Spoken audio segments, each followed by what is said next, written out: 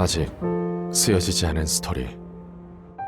그 스토리를 완성하기 위해서는 새로운 아이디어를 찾아 움직여야 합니다. 우리의 움직임, 그것은 차세대 전동화 차량을 만드는 것입니다. 당신의 새로운 영감을 찾아서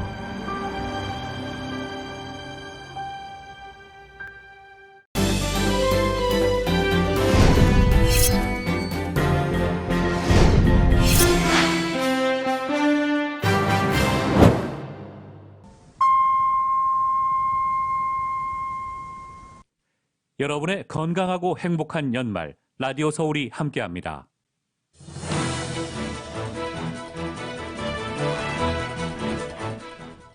오미크론 변이가 미국에서 코로나19 지배종이 됐습니다. 지난주 전국의 코로나19 신규 확진자 가운데 73%가 오미크론 변이에 감염된 것으로 나타났습니다. 오미크론 감염이 확산하면서 하루 평균 신규 환자도 일주일 사이 10%가 늘었습니다. 워싱턴 DC는 코로나 확산을 막기 위해 비상사태를 선포했습니다. 백악관은 오미크론 확산과 관련해 전면 봉쇄 정책을 취할 계획이 없다고 밝혔습니다. 반면 해외 빈발 국가에 대한 여행 경보는 울리고 있습니다. 코로나19 확산으로 LA시의 새해 맞이 행사가 취소됐습니다. 백신 접종을 하지 않은 시 공무원 200여 명에겐 강제 무급 휴가 조치가 내려졌습니다. 저희 라디오 서울 보도국에서는 연말을 맞아 코로나19 팬데믹 속에서도 용기와 희망을 북돋아준 한인들의 이야기를 시리즈로 마련했습니다. 오늘은 그 첫 번째 시간으로 한인사회 대표단체 역할을 톡톡히 한 LA 한인의 제임스 한 회장과 제프리 사무국장의 이야기를 전해드립니다. 국토안보부가 2022 회계연도에 임시 취업비자 2만 장을 추가로 발급한다고 밝혔습니다. 한국의 대선 후보 여론조사에서 민주당의 이재명 그리고 국민의힘 윤석열 후보가 오차 범위 안에서 초접전을 벌이고 있습니다. 민주당 이재명 후보가 소상공인에 대한 사전 지원과 직접 지원 방식의 보상 방식을 공약했습니다. 국민의힘 윤석열 후보는 강원도 최전방을 찾아 군인 처우 개선을 약속했습니다. 법무부가 신년 특별 사면 대상자를 선정하기 위한 심사를 진행합니다. 이명박 박근혜 전 대통령은 이번에도 명단에 포함되기는 어려울 거란 관측입니다. 조 바이든 대통령의 수건 사업인 2조 달러 규모의 예산 법안 연내 처리가 사실상 무산 위기에 놓였습니다. 골드만삭스는 내년 경제 성장 전망치를 내렸습니다. 오늘 뉴욕 증시는 오미크론 변이 확산으로 각국이 봉쇄 조치를 강화하고 있다는 소식에 하락했습니다. LA 지역 오늘 저녁 곳에 따라 흐린 지역들이 대부분이겠습니다. 밤 최저 기온은 46도가량 되겠고 내일은 오전에 흐린 후 오후부터 차차게 해겠습니다. 낮 최고 기온 67도가량으로 예상됩니다. 주요 뉴스는 아시아나항공 미주 취항 30주년, 지난 30년 함께해 주신 성원에 감사드리며 앞으로도 정성을 다하는 서비스, 쾌적한 최신 항공기로 안전하고 편안하게 모실 것을 약속드립니다. 아시아나 제공입니다.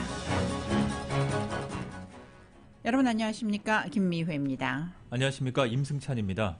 12월 20일 월요일 라디오 서울 이브닝 뉴스 1부 시작하겠습니다.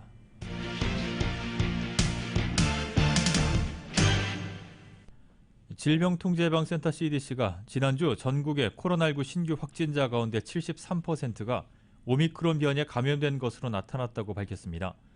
CDC는 오미크론 변이가 이제 전국에서 코로나19의 지배종이 됐다고 덧붙였습니다. 지난 1일 오미크론 변이에 감염된 확진자가 처음 보고된 이후 19일 만에 지배종이 된 것입니다. CDC 통계에 따르면 전국에서 오미크론 변이의 비율은 불과 일주일 사이 6배가량 늘어났고 지난주 65만 명 이상이 오미크론 변이에 감염된 것으로 추정이 됐습니다. 이런 가운데 오미크론에 감염된 환자가 처음으로 사망했습니다. 텍사스 보건국은 오늘 오미크론 변이와 연관된 사망자가 보고됐다며 이는 전국에서 첫 번째 관련 사례로 보인다고 발표했습니다. 텍사스주 해리스 카운티 보건구는 사망자는 50대 남성으로 백신을 맞지 않았고 기저질환이 있었다고 설명했습니다. 이렇게 코로나19 새 변이인 오미크론 확진자가 전국 45개 주에서 발견될 정도로 이미 전역으로 확산하고 있는 것으로 나타났습니다. 방역 조치에서 가장 엄격했던 워싱턴 DC는 비상사태를 선포하면서 마스크 착용 의무화를 부활했습니다. 워싱턴에서 YTN 특파원입니다. 미국 수도 워싱턴 DC의 한 코로나19 검사소 앞입니다.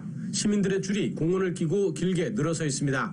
성탄절부터 시작하는 연말에 가족들을 안전하게 만나기 위해 코로나19 확진 여부를 미리 파악하기 위한 겁니다. I just want to make sure before seeing my wife's 70-year-old mom that I'm negative. So just want to make sure I'm getting it done. 시민들의 이 같은 움직임은 최근 미국에서의 코로나19 상황이 더 악화하고 있기 때문입니다. 일주일 하루 평균 감염자가 지난주 12만 명까지 올라섰는데 이번 주 들어 13만 명을 넘어섰습니다. 특히 새 변이인 오미크론도 이미 전역으로 확산했습니다. 거의 모든 주와 워싱턴 DC, 미국령 푸에르토리코까지 번졌습니다. 아직 확진자가 나오지 않은 곳은 불과 5개 주입니다. 이에 따라 지방정부들은 일제히 방역조치 강화에 나서고 있습니다. 특히 워싱턴 DC는 비상사태를 선포하고 실내 마스크 의무화 해지 한 달 만에 도시 전체로 확대한 의무화를 부활했습니다. I will be declaring a state of emergency today that is primarily to expand our administrative tools to make sure that we can do all the things that we need to do administratively, including buying goods and services. 또 시 공무원들에게 백신 추가 접종을 명령하면서 코로나19 검사센터를 확대하고 시민들에게 무료로 신속 항원 검사 키트를 나눠주기로 했습니다. 미국에서 방역 조치가 가장 엄격한 곳이 이곳 워싱턴 DC입니다. 시정부의 비상사태 선포 등 방역 강화 움직임은 겨울철 코로나19 확산과 함께 다른 주 정부에서도 잇따를 것으로 보입니다. 워싱턴에서 YTN 강태욱입니다. 조 바이든 대통령이 코로나19 확진자와 접촉을 한 뒤 받은 검사에서 음성 판정을 받았습니다. 백악관은 바이든 대통령이 지난 17일 백악관 직원인 이 확진자 근처에서 30분간 머물렀지만 PCR 검사 결과 오늘 음성 판정을 받았다고 확인했습니다.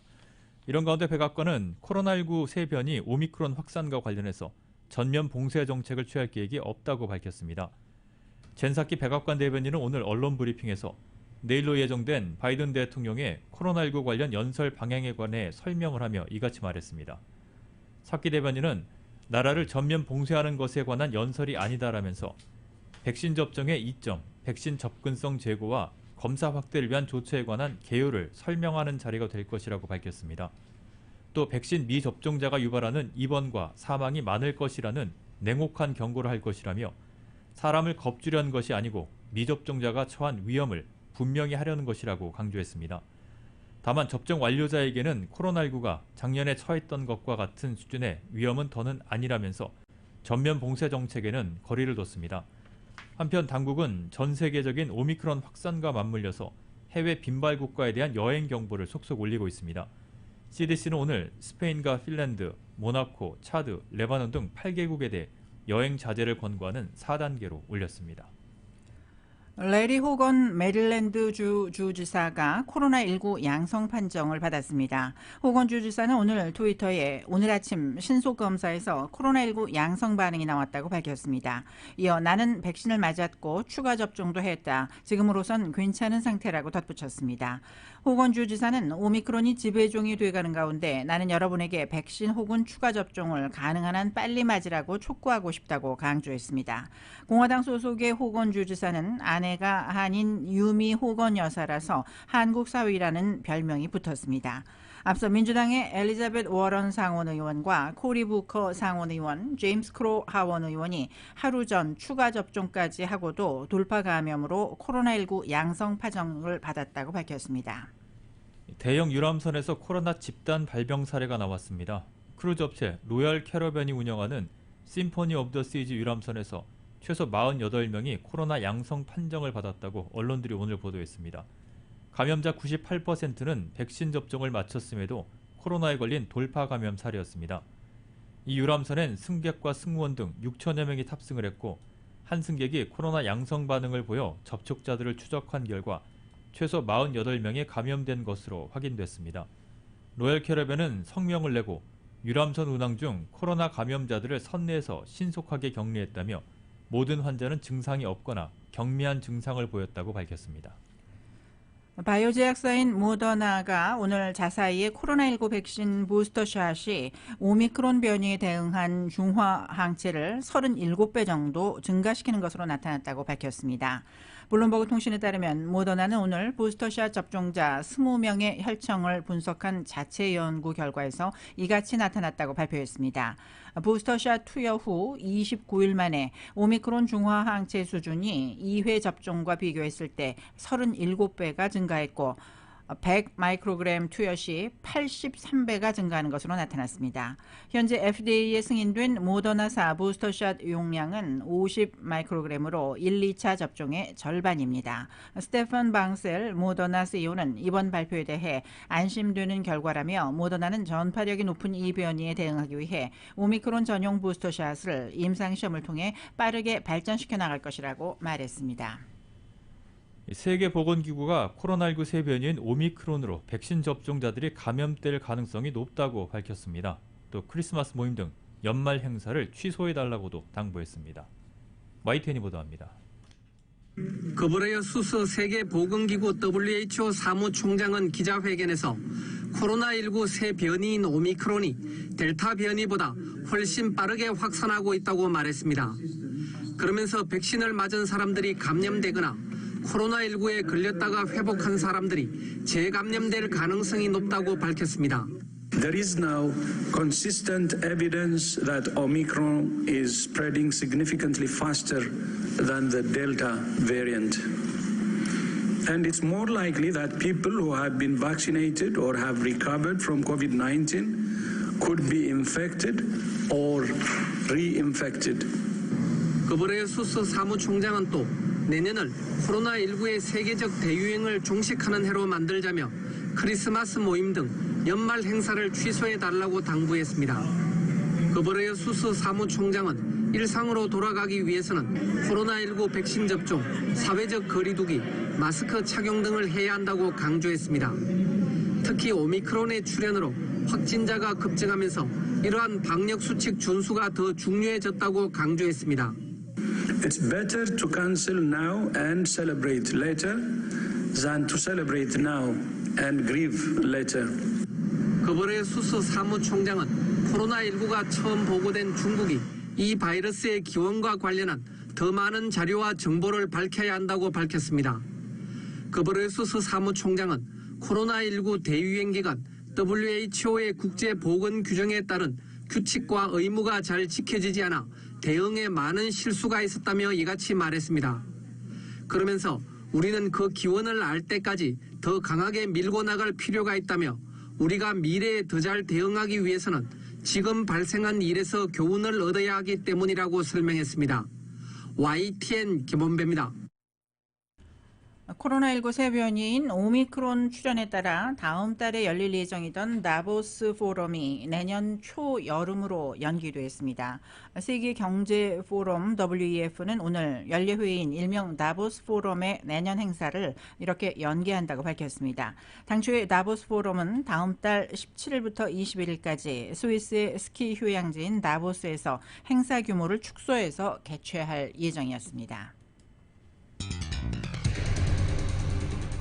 라디오 서울 이브닝 뉴스 1부 이 시간은 LA와 가든그로브 두 곳에서 모시는 금강안경 검안과 1250만 불 교통사고 최고보상 교통사고 전문 천재 변호사 리차드 호프만, 빛으로 태어나는 당신은 카우나 미인 100% 근적외선 마스크는 카우나뿐입니다. 정직한 빛 카후나 LED 마스크, 온오프 PRGR 야마하 14 MU 스포츠, 전미국 독점 총판 올림픽 골프, 구매부터 재이용자까지 아파트 론도 역시 뱅크 오브 호흡이 하면 다릅니다. 희망을 설계하는 전문가들의 은행 뱅크 오브 호흡 공동 제공입니다.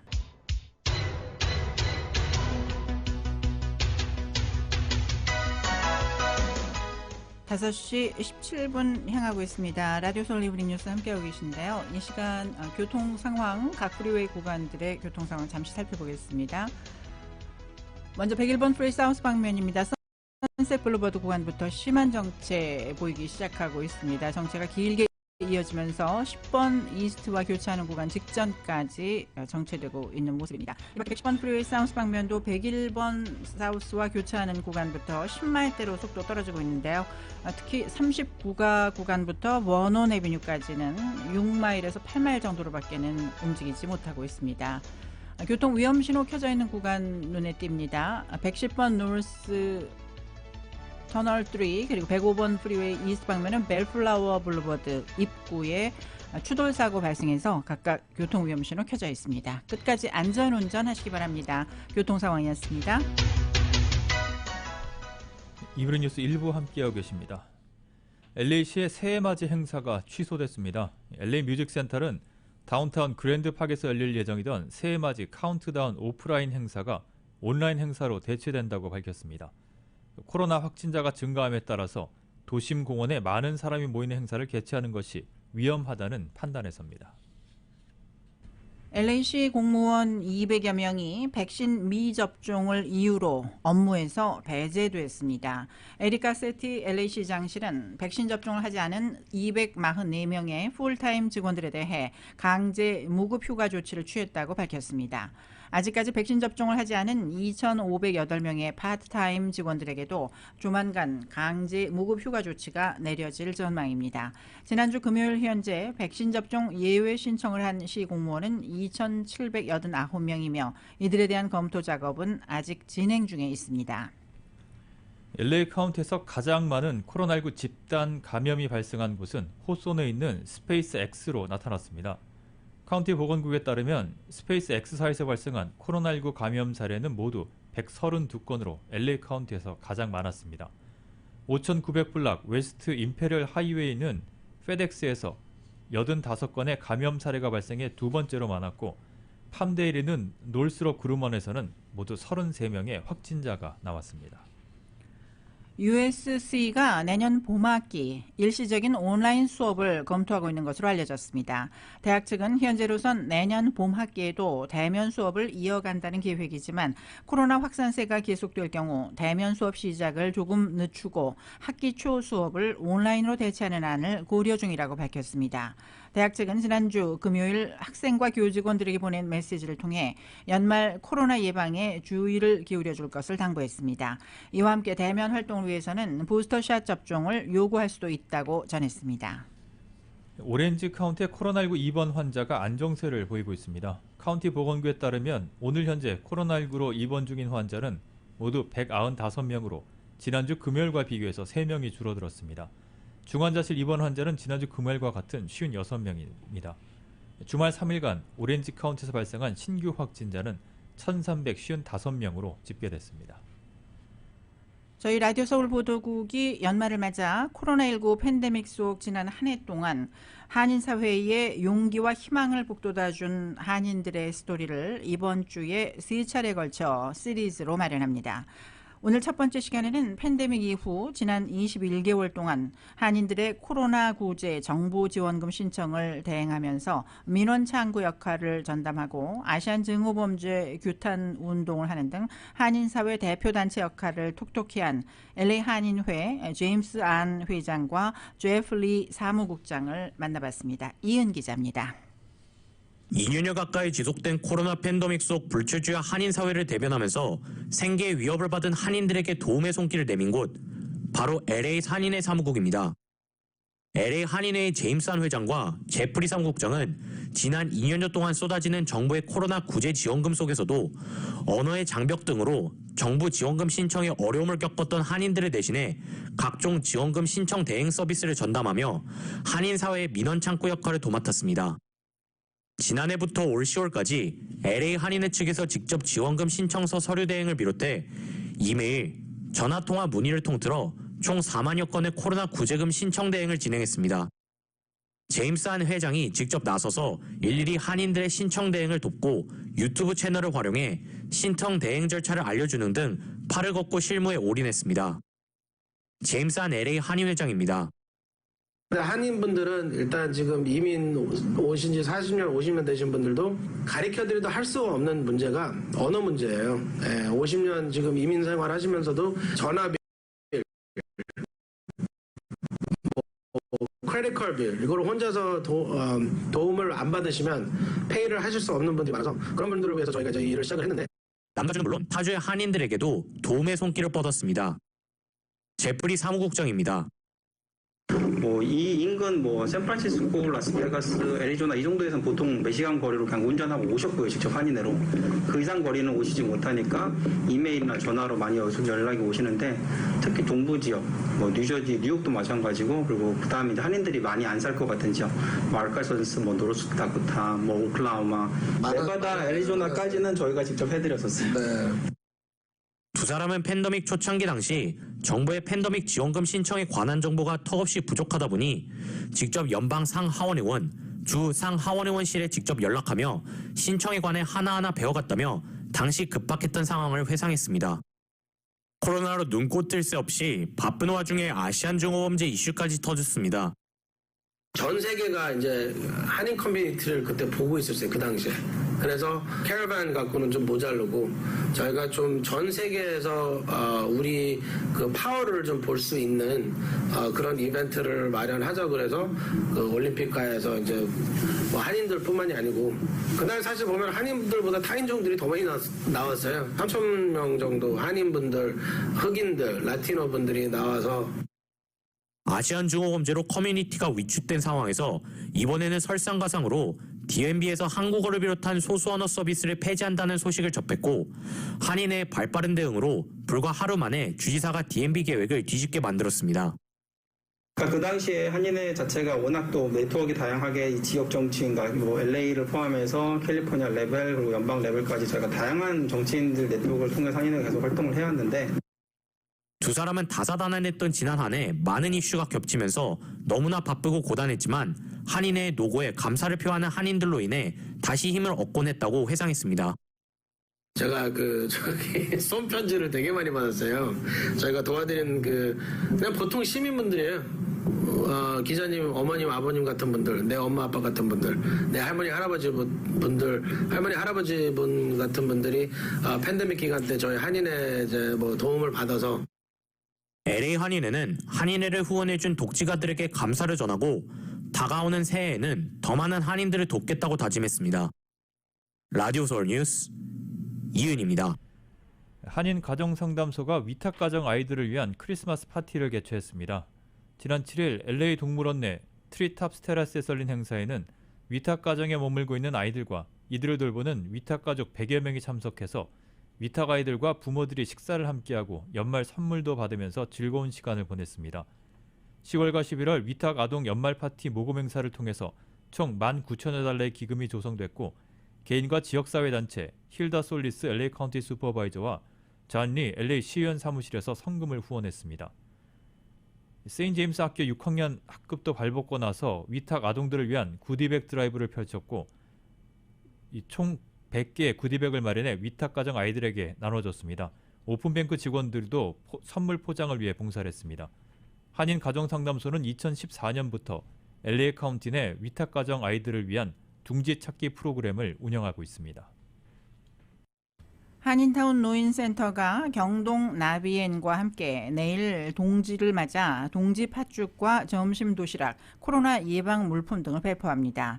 1년 중 밤이 가장 길다는 동지를 맞아 내일 오전 11시부터 노인센터 1층 입구에서 65세 이상의 시니어 선착순 200명에게 우리 고유의 음식인 팥죽과 점심 도시락을 그리고 손세정제와 마스크를 무료로 드립니다.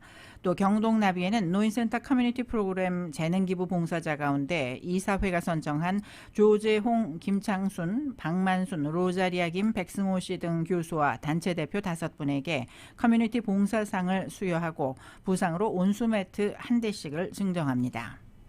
북가주에서 규모 6.2의 지진이 발생했습니다. 지질조사국은 오늘 낮 12시쯤 험볼트 카운티 유리칼벳 인근에서 지진이 발생했다고 밝혔습니다. 이번 지진의 진동은 샌프란시스코 등 북가주 지역 전역에서 감지가 됐습니다. 험볼트 카운티 당국은 일부 건물의 유리창이 깨지는 경미한 피해가 있었지만 부상자 발생이나 큰 재산 피해가 보고된 것은 없다고 밝혔습니다. 캘리포니아주 인구가 지속적인 감소세를 보이고 있습니다. 주 재무부가 지난 17일 발표한 통계에 따르면 2021년 7월 1일 기준 캘리포니아주의 총 인구는 약 3,937만 명으로 1년 전과 비교해서 17만 3천 명이 줄었습니다. 인구 감소의 원인은 출산율의 지속적인 하락과 연방 이민 정책에 따른 이민자 수의 감소, 그리고 코로나19로 인해 5만 5천 명 이상이 사망한 것이 주 원인으로 꼽혔습니다. 또 팬데믹으로 해외 유학생 5만 3천 명이 감소한 것과 국내 이주민 쇠퇴도 한 이유로 분석됐습니다. 라디오 서울 이브닝 뉴스, 잠시 후에는 한국 소식 전해드립니다.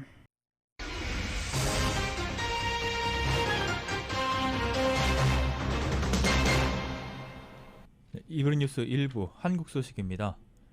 대선 여론조사에서 민주당의 이재명 그리고 국민의힘 윤석열 후보가 오차 범위 안에서 초접전 양상을 벌이고 있습니다. 근소한 폭이지만 두 후보 모두 지난 조사와 비교해서는 하락 추세였습니다. KBS가 보도합니다. 내일이 투표 날이라면 누구에게 표를 줄지 물었습니다. 민주당 이재명 후보 33.7, 국민의힘 윤석열 후보 34.2%, 오차 범위 이내 초접전입니다. 정의당 심상정 후보, 국민의당 안철수 후보는 둘 다 4.8%로 나타났고 새로운 물결 김동연 후보는 1%였습니다. 지난 10월부터 주요 국면에서 실시한 세 차례 KBS 조사와 비교해 추이를 살펴봤습니다. 11월 초 하락했던 이재명 후보는 지난달 말 다소 반등했다가 소폭 하락했고, 후보 선출 컨벤션 효과를 보았던 윤석열 후보도 지난달 말보다 반등하지 못했습니다. 40대는 이 후보, 60대 이상은 윤 후보가 우세한 세대별 지지 추이는 변동이 없었습니다. 20대 표심은 후보 모두에게 숙제인 상황입니다. 두 후보에 대한 지지가 평균치를 크게 밑돌고 있고 37% 가까이가 부동층이었습니다.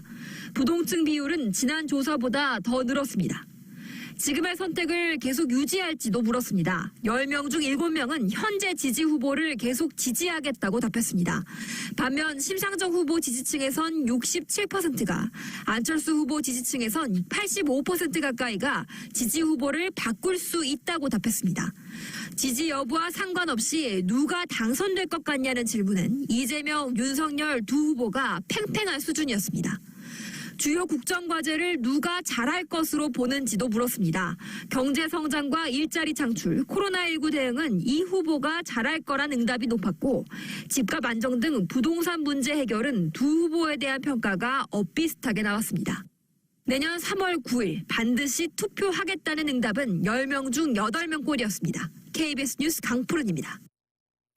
계속해서 여론조사 결과 소식입니다. 지난주에 이재명, 윤석열 이 두 후보 모두 가족 관련 의혹에 부닥뜨렸지요.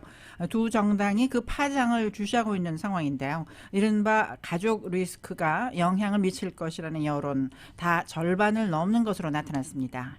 역시 KBS입니다. 가족 리스크로 두 후보 모두 지난주 고개를 숙인 상황. 이 의혹들이 지지 후보 결정에 영향을 미칠지 물었습니다. 우선 민주당 이재명 후보 아들의 불법 도박 논란. 응답자의 56.8%가 영향을 미칠 것이라고 답했습니다. 국민의힘 윤석열 후보 부인의 허위 경력 논란이 영향을 미칠 것이라는 응답은 66.7%였습니다. 연령별로 후보별 지지세가 강한 층을 제외하면 20대가 상대적으로 높은 반응을 보였습니다. 각 후보 지지층으로 좁혀봤습니다. 이 후보 지지층에선 응답자의 4분의 1 정도가, 윤 후보 지지층에선 절반 가까이가 영향을 미칠 거라고 보고 있었습니다. 가족 의혹뿐 아니라 양강 후보와 연관된 의혹도 제대로 해소되지 못한 상황. 누가 가장 도덕적이라 보는지 물었습니다. 이재명, 윤석열 후보 둘 다 10%대에 머물렀고 국민의당 안철수 후보가 유일하게 20%를 넘겼습니다. 후보들의 호감도 질문에는 내 후보다 호감이 간다는 응답 비율이 40%를 넘기지 못했습니다. 내년 대선에서 정권 연장이 필요하다는 응답은 37.3%, 정권 교체가 필요하다는 의견은 53.7%로 조사됐습니다. 문재인 대통령의 국정 운영에 대한 긍정 평가는 43.7%였고 정당 지지도는 민주당 30.7%, 국민의힘 36.5%로 오차범위 내였습니다. 이번 조사는 KBS가 한국리서치에 의뢰해 17일부터 사흘간 전국 만 18세 이상 남녀 1000명에 대해 휴대전화 가상번호를 활용한 전화면접 방식으로 조사했습니다. 응답률은 20.4%, 표본오차는 95% 신뢰 수준에서 플러스 마이너스 3.1%포인트입니다. KBS 뉴스 개연우입니다. 민주당의 이재명 후보는 그간 정부의 소상공인 보상이 충분하지 못했다면서 사전 지원, 직접 지원 방식의 보상 방식을 공약했습니다. 이 후보는 오늘 공정과 정의를 주제로 마이클 샌델 하버드대 교수와 대담을 진행합니다. 역시 KBS가 보도합니다. 소상공인과 자영업자에 대한 공약을 내기로 한 날, 민주당 이재명 후보는 자영업자들을 만났습니다. 어떻게든 이제 운영 자금을 마련해보고자 하는 건데 연체 같은 것 그리고 원금 상환에 대해서도 그런 고민들을 좀 같이 해주셨으면. 이어지는 호소에 이 후보가 내놓은 지원 원칙은 사전에 금융이 아닌 재정으로 직접 지원할 것이고 일부가 아니라 전부를 지원하겠다는 것이었습니다. 가게문을 닫고 난 뒤에 뒷북치는 사고가 아니라 급하고 힘들 때 적재적소의 지원을 원칙으로 하겠습니다. 임대료와 인건비 같은 고정비에 쓴 대출금은 감면해주고 연간 50조 원의 지역화폐 발행 등으로 소상공인의 매출 회복을 돕겠다고 공약했습니다. 온 국민에게 소상공인 전용 소비 쿠폰을 지급해서 다 함께 잘 사는 행복한 골목 경제를 만들겠습니다. 세부 내용은 아직 나오지 않았지만 정부가 채무 조정에 나서거나 신용 하락은 사면해주겠다고도 했습니다. 코로나 재확산으로 악화된 민심을 달래고 현 정부의 지원이 즉각적이지도 충분치도 않다며 차별화 행보도 이어가려는 모습입니다. 민주당도 당 차원에서 이재명 표 입법 지원에 나섭니다. 내일 의원총회에서 이 후보가 제시한 선 지원 후 정산의 근거를 담은 법안을 당론으로 내는 방안을 논의하기로 했습니다. 이 후보는 오늘 정의란 무엇인가의 저자인 마이클 샌델 하버드대 교수와 공정과 정의를 주제로 온라인 대담에 나섭니다. KBS 뉴스 송락규입니다. 한편 국민의힘 윤석열 후보는 첫 안보 행보로 강원도 최전방을 찾아 군인 처우 개선을 약속했습니다. 동시에 새시대 준비위원회에 90년생 페미니스트를 파격 영입하면서 보수와 진보 양쪽을 동시에 공략했는데 당 안팎에선 우려의 목소리도 나오고 있습니다. YTN입니다. 윤석열 후보는 첫 안보 행보로 강원도 최전방 백골 부대를 방문했습니다. 전투복을 입고 철책을 직접 돌아본 뒤 장병들과도 대화를 나눴습니다. 사단에서 훈련 받을 때 힘들지 않았어요? 저는 재밌게 봐서 재밌었어요? 훈련을 아주 굉장히 과학적으로 시킨 것 같아요. 장병 가족들을 만나 애로사항을 청취하고 지역 내 유일한 공공 산후조리원도 돌아본 윤 후보는 군 장병의 처우 개선을 약속했습니다. 6.25 전쟁과 월남전 참전 유공자의 수당을 2배 인상하고 군 장병의 월급도 올리겠다면서 직업 군인의 주거와 자녀 교육 환경도 개선하겠다고 강조했습니다. 그 베이스에서 거주를 하면서 여러 가지 편의시설도 사용하고 병원이라든가 도서관, 학교 이런 것들 이용할 수 있게 우리도 이제 좀 선진국형으로 60만 군인 가족 민심을 자극해 보수층 결집을 시도한 것으로 풀이됩니다. 동시에 후보 직속 새시대 준비위원회 부위원장에 90년생 페미니스트인 신지의 한국여성정치 네트워크 대표를 영입하며 2030 여성들의 표심도 겨냥했습니다. 보수정당, 진보정당 해가지고 아주 정당의 특색이 아주 완연하게 이렇게 갈려있고 그렇게 해가지고는 그야말로 국민들의 먹고 사는 어떤 실용적인 문제를 해결할 국가 시스템이 안 되게 돼 있다고 저는 생각합니다. 과거 윤 후보를 조폭 같다고 비판하고 이준석 대표와도 젠더 문제로 격한 논쟁을 벌였던 신지혜 부위원장은 정권 교체의 절박함에 합류했다는 입장을 밝혔습니다. 이재명 후보는 여성을 살해하고 그것을 심신미약이라고 이야기한 변호했었던 후보이고 또 권력형 성범죄와 2차 가해로 끊임없이 피해자들을 공격하는 민주당의 후보입니다. 저 그들이 다시 한번 정권을 잡으면 안 된다고 생각합니다. 하지만 국민의힘 안에서도 하태경 의원은 젠더 갈등을 부추길 수 있다며 반대 입장을 분명히 했고 정의당과 기본소득당은 성명을 통해 신지혜 부위원장의 변절이라고 강도 높게 비난했습니다. 김종인 위원장과 이준석 대표는 선대위 차원이나 당원으로의 입당이 아니라며 크게 문제될 것 없다는 입장을 밝혔지만 향후 갈등의 불씨가 될 가능성은 배제할 수 없습니다. YTN 황희경입니다. 대장동 개발 로비 특혜 의혹과 관련해 특검 도입을 촉구하기 위해서 시민단체들의 모임인 대장동 게이트 진상규명 범시민연대가 출범했습니다. 전국 철거민 협의회 중앙회와 깨어있는 시민연대당 등 시민단체 6곳은 기자회견을 열고 보수와 진보, 중도 등 정치 이념과 관계없이 대장동 게이트 진상규명을 위해 전국적인 시민운동을 전개하겠다고 밝혔습니다. 그러면서 범시민연대의 최종 목표는 책임자 처벌이라며 서둘러 대장동 특검을 도입하라고 촉구했습니다. 이들은 또 지금의 검찰과 경찰이 권력의 눈치를 보며 부실 수사를 하고 있다며 국민을 계속해서 기만하고 속인다면 이번 대선에서 국민의 심판을 면치 못할 것이라고 주장했습니다. 이브닝 뉴스 1부 함께하고 계십니다. 잠시 후에 경제 소식 이어집니다.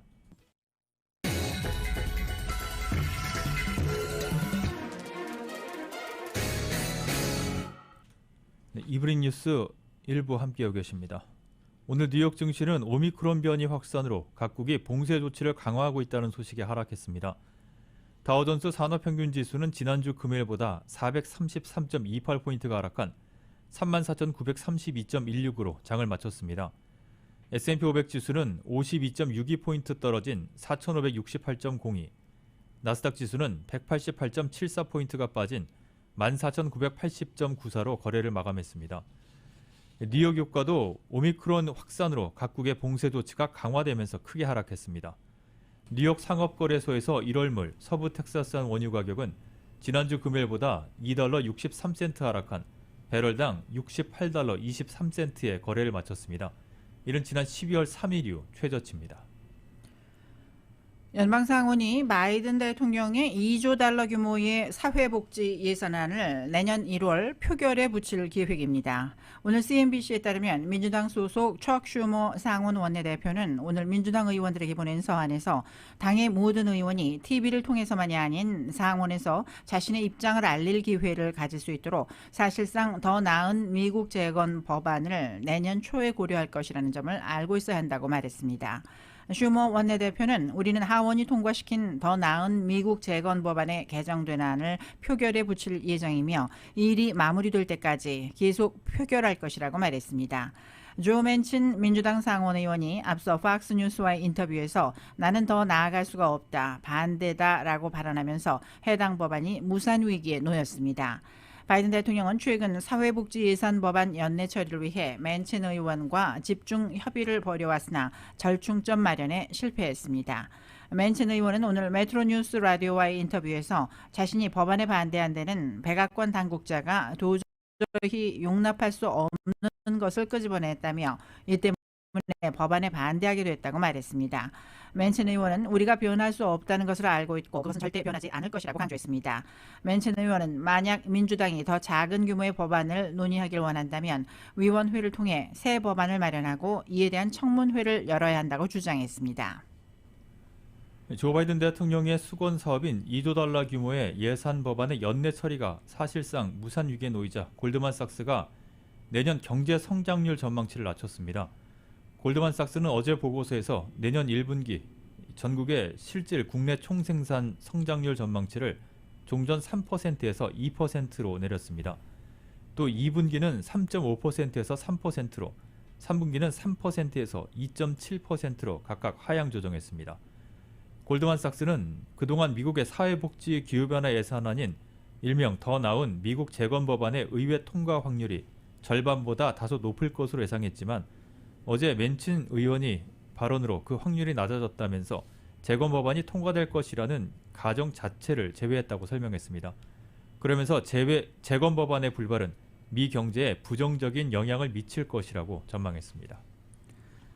테슬라의 CEO인 일론 머스크가 올해 $110억 세금으로 낼 것이라고 밝혔습니다. 머스크는 어제 트윗을 통해 다른 설명 없이 궁금하신 분들을 위해 나는 올해 세금으로 110억 달러 넘게 낼 것이라고 말했습니다. 블룸버그 통신은 머스크가 실제로 이렇게 많은 세금을 낸다면 개인이 낸 역대 최대 규모의 세금이 될 것이라고 전했습니다. 반도체 기업인 마이크로 테크놀로지가 지난 분기 반도체 수요 증가에 힘입어서 예상보다 좋은 실적을 기록했습니다. 마이크로는 3분기 매출이 전년 동기보다 33%가 늘어난 76억 9천만 달러를 기록했고 순이익도 23억 달러로 2달러 16센트의 주당 조정 순이익을 올렸다고 발표했습니다. 금융정보업체인 레피니티브가 집계한 시장 전망치인 매출 76억 7천만 달러 그리고 주당 조정 순이익인 2달러 11센트를 넘어섰습니다. 한편 마이크로는 비메모리 반도체 부족 현상이 조금 완화될 조짐이 나타나고는 있지만 본격적인 개선은 내년에 이뤄질 것으로 전망한다고 밝혔습니다. 전기차 지원 방안이 담긴 바이든 대통령의 예산 법안이 사실상 무산 위기에 놓임에 따라 증시에서 전기차 관련주가 일제히 약세를 보였다고 CNBC 방송 등이 보도했습니다. 이에 따르면 오늘 뉴욕 증시에서 패러데이 퓨처, 로스타운 모터스, 니콜라 등 전기차 스타트업들이 급락했습니다. 또 올해 증시 사상 최대 기업 공개 기록을 세웠던 리비안도 7.90% 떨어졌습니다. 전기차 시장을 선도하는 테슬라와 전기차 시장 본격 진출을 선언한 제너럴 모터스, 포드 등 기존 완성차 업체도 약세를 보였습니다. 전기차 관련주가 이같이 줄줄이 하락한 것은 사회복지, 기후변화 예산안인 일명 더 나은 미국 재건 법안의 의회 통과가 불투명해졌기 때문이라고 CNBC 방송은 설명했습니다. 조 바이든 행정부가 기후변화 대응을 위해 자동차의 연비 기준을 엄격히 하는 방식으로 배기가스 배출 기준을 강화합니다. 환경보호청은 오늘 2023년형 자동차부터 연비 기준을 단계적으로 강화해서 2026년까지 자동차의 연비 기준을 갤런당 평균 55마일로 높인다고 밝혔습니다.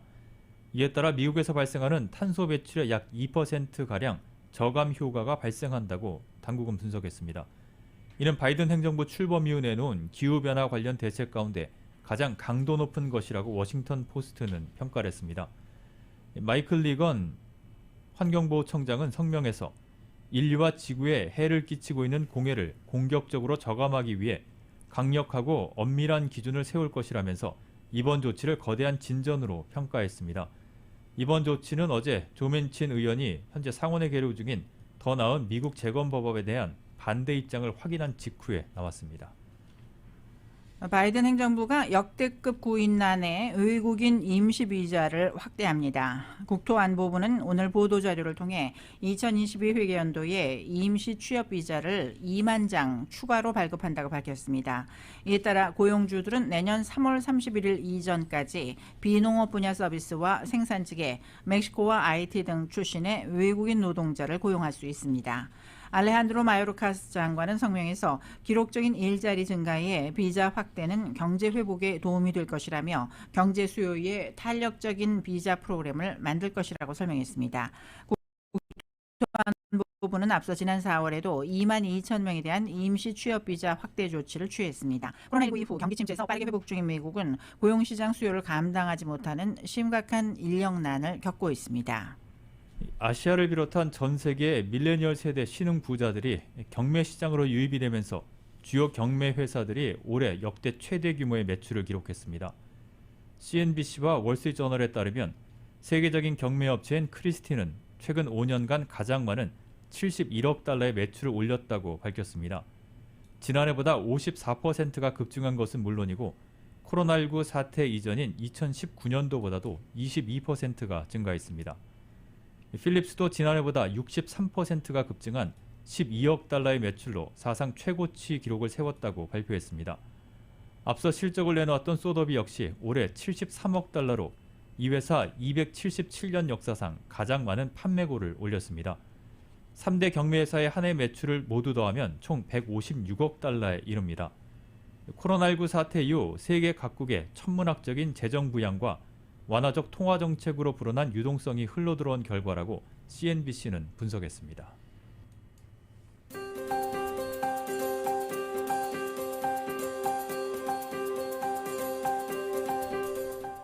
12월 20일 월요일 저녁 라디오 서울 이브닝 뉴스 함께하고 계십니다. 날씨 알아보겠습니다. 지금은 CBB SBA 타임 스몰 비즈니스를 성공으로 이끌어주는 CBB 뱅크 제공입니다. 이번 주 수요일까지는 LA 지역 비슷한 기온 분포를 보이다가 목요일과 토요일 각각 한 차례 비가 내릴 것으로 예보되고 있습니다. 목요일부터는 낮 기온도 50도대로 떨어져서 더 쌀쌀해지겠습니다. LA 지역 오늘 저녁 곳에 따라 구름 낀 후 밤늦게는 흐린 날씨 보이겠습니다. 밤 최저 46도가량 되겠고 내일은 오전에 흐린 후 오후에는 개겠습니다. 기온은 오늘과 비슷한 낮 최고 67도, 밤 최저 47도가량을 보이겠습니다. 한편 내일 낮 최고 기온은 오렌지 카운티 지역이 69도, 밸리와 인랜드 엠파이어 68도, 해안 지역은 61도에 머물겠습니다. 하와이 호놀룰루 오늘 밤 흐리고 소나기가 내릴 확률이 40% 정도에 밤 최저 70도가량, 내일 오전도 역시 비가 내릴 확률이 40% 정도에 낮 최고 77도가량 되겠습니다. 한국은 오늘 추위가 주춤하지만 계속해서 중국발 스모그가 유입되면서 공기가 탁한 곳이 많겠습니다. 오늘 낮 기온은 서울이 8도, 광주 14도로 예상됩니다. 지금은 CBB SBA 타임 스몰 비즈니스를 성공으로 이끌어주는 CBB 뱅크 제공 날씨였습니다. 라디오 서울 이브닝 뉴스 1부 지금까지 LA와 가든그로브 두 곳에서 모시는 금강안경 검안과 1250만 불 교통사고 최고 보상 교통사고 전문 천재 변호사 리차드 호프만, 빛으로 태어나는 당신은 카우나 미인 100% 근적외선 마스크는 카우나뿐입니다. 정직한 빛 카우나 LED 마스크, 온오프 PRGR, 야마하 14, MU 스포츠, 전 미국 독점 총판, 올림픽 골프, 구매부터 재이용자까지 아파트 론도 역시 뱅크 오브 호흡이 하면 다릅니다. 희망을 설계하는 전문가들의 은행 뱅크 오브 호흡 공동 제공이었습니다.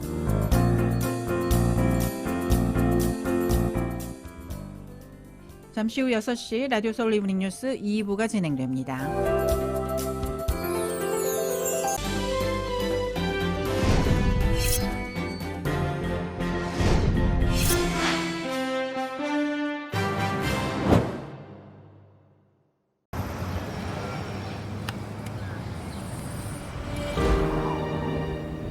아직 쓰여지지 않은 스토리. 그 스토리를 완성하기 위해서는 새로운 아이디어를 찾아 움직여야 합니다. 우리의 움직임, 그것은 차세대 전동화 차량을 만드는 것입니다. 당신의 새로운 영감을 찾아서